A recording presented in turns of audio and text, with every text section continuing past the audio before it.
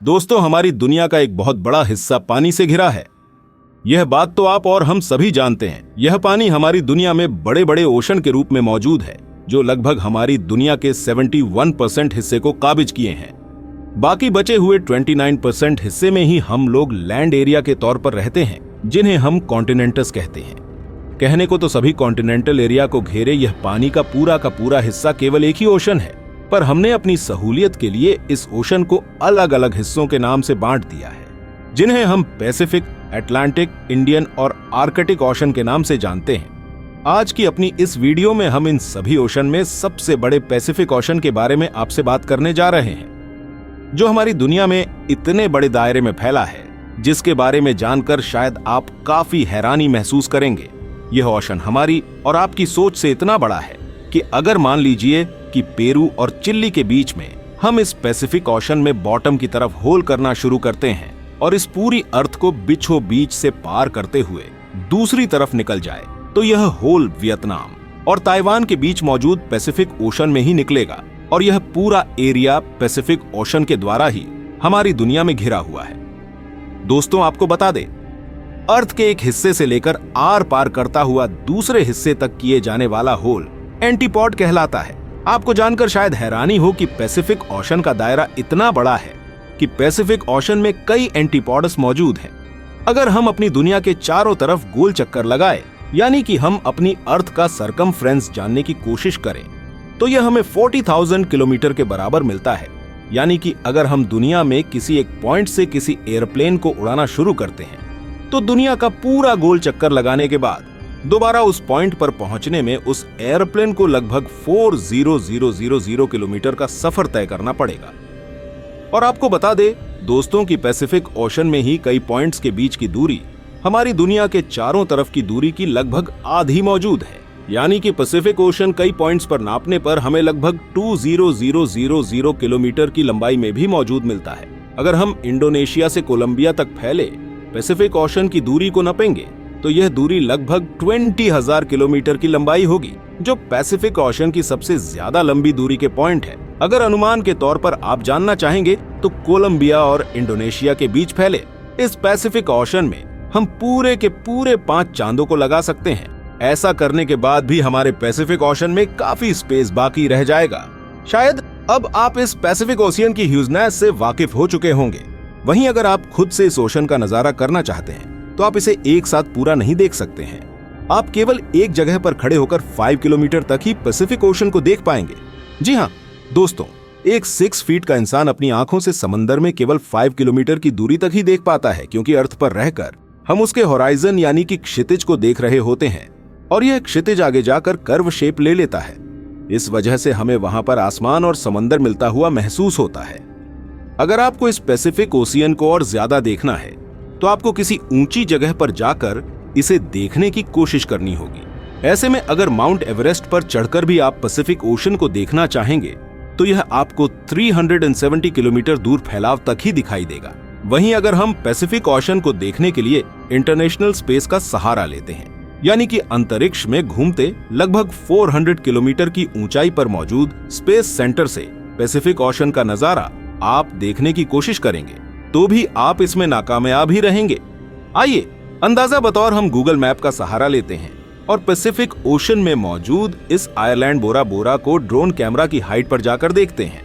इसके ऊपर लगभग 10 किलोमीटर की ऊंचाई पर जाने में हम कमर्शियल प्लेन की हाइट पर पहुंचकर इस आयरलैंड के साथ पैसिफिक ओशन के थोड़े से हिस्से को ही देख पा रहे हैं। इसके और ऊपर की तरफ जाने पर, यानी कि लगभग 400 किलोमीटर की ऊंचाई पर, जहां पर हमारा इंटरनेशनल स्पेस सेंटर मौजूद है, इस ऊंचाई से देखने पर भी हम पूरा पैसिफिक एक साथ नहीं देख पा रहे हैं। और ऊपर की तरफ जाने पर, यानी कि अपनी दुनिया से लगभग 63,000 किलोमीटर की ऊंचाई पर पहुंचने पर, हमें अपनी दुनिया के एक हिस्से में लगभग 95% पैसिफिक ओशन और 5% लैंड एरिया नजर आ रहा है।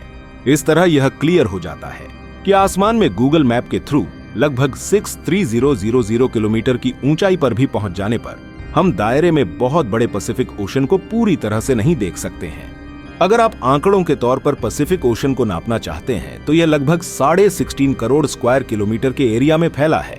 यह एरिया इतना बड़ा है कि इसमें आप north America, south America, Africa, Europe, Asia, Australia, Antarctica और ग्रीनलैंड, इन सभी का एरिया एक साथ मिला लेंगे तब भी इस पैसिफिक ओशन का एरिया ही इन सब पर ज्यादा बैठेगा। अगर सिर्फ पैसिफिक ओशन के एरिया की बात करें तो यह लगभग 16.5 करोड़ स्क्वायर किलोमीटर के बराबर है।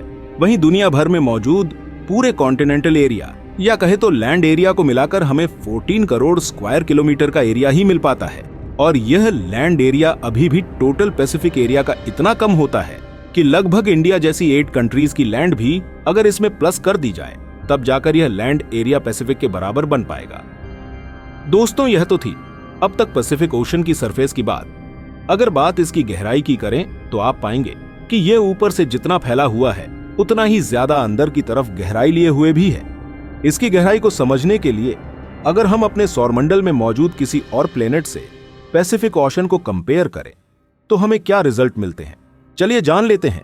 अगर हम अपने पड़ोसी प्लेनेट मार्स की बात करते हैं तो आपको पहले बता दें दोस्तों कि मार्स का total surface area 14.8 square kilometre है। और अगर इस प्लेनेट को हम अपने पैसिफिक ओशन में मौजूद पानी से कंपेयर करते हैं तो यह प्लेनेट अपने सभी क्रीचर्स के साथ इस मैसिव पैसिफिक ओशन में कई फीट गहराई तक डूब सकता है। वही मरीन साइंटिस्ट द्वारा अब तक पैसिफिक ओशन में सबसे डीपेस्ट पॉइंट के रूप में चैलेंजर डीप को ही ढूंढा गया है, जो समंदर की सतह से लगभग 11 किलोमीटर की गहराई तक मौजूद है।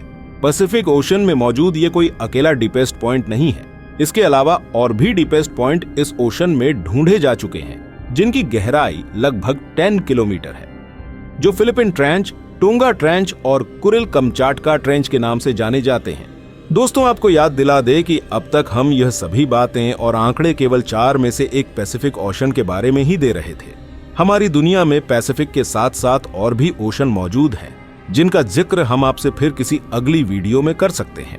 आइए अब जानते हैं पैसिफिक ओशन से ही जुड़ी कुछ दिलचस्प बातें। 509 साल पहले यूरोप के फर्डिनेंड मैगेलन नाम के एक इंसान ने पैसिफिक ओशन को पूरा का पूरा पार किया था। हालांकि उन्हें यह काम करने में काफी लंबा समय लगा था। उन्हीं ने इस ओशन को पैसिफिक नाम दिया गया था, तभी से इसका नाम पैसिफिक पड़ा। और पुर्तगाली लैंग्वेज में पैसिफिक का मतलब होता है पीसफुल सी। आपको जानकर शायद थोड़ा शौक लगे कि हर साल दर साल पैसिफिक ओशन अपने आप में थोड़ा छोटा होता जा रहा है और इसके छोटे होने के साथ ही दूसरी तरफ अटलांटिक ओशन इसी स्पीड से साल दर साल बड़ा होता जा रहा है। ये सारी प्रोसेसिंग हो रही है हमारे समंदर के अंदर मौजूद टेक्टोनिक प्लेट्स में होने वाली मूवमेंट की वजह से। आपको बता दें दोस्तों की दुनिया में आने वाले ज्यादातर अर्थक्वेक और सुनामी पैसिफिक ओशन में ही मौजूद टेक्टोनिक प्लेट्स के मूवमेंट की वजह से आते हैं। साथ ही पूरी दुनिया में सबसे ज्यादा एक्टिव वोल्कानो भी आपको पैसिफिक ओशन में ही मिलेंगे, जिनकी तादाद वहां पर लगभग 75000 के आसपास है। इन सभी वोल्कनोज में सबसे बड़ा वोल्कानो न्यूजीलैंड के पास समंदर में मौजूद हैवरसी माउंटेन के नाम से जाना जाता है। अगर आइलैंड्स की बात की जाए तो इस मामले में भी पैसिफिक ओशन सभी ओशन से सबसे आगे है और इसमें आपको 25000 से भी ज्यादा छोटे बड़े आइलैंड देखने को मिल सकते हैं, जिनमें से आधे से ज्यादा आइलैंड्स अब तक इंसानों की पहुंच से दूर है, या कहे तो अब तक इन पर किसी भी इंसान ने अपने कदम नहीं रखे हैं। दोस्तों, उम्मीद करते हैं कि आपको हमारी आज की यह पैसिफिक ओशन की जानकारी से भरी इंटरेस्टिंग वीडियो पसंद आई होगी। इसलिए आप हमारी वीडियो को भरपूर लाइक और शेयर जरूर दीजिए। साथ ही हमारी ऐसी ही और फुल ऑफ नॉलेज वीडियो देखने के लिए इस चैनल को सब्सक्राइब कर लीजिए, ताकि हमारी लेटेस्ट वीडियो की नोटिफिकेशन आप तक सबसे पहले पहुंचे। मिलते हैं आपसे फिर किसी नई वीडियो में, तब तक के लिए गुड बाय।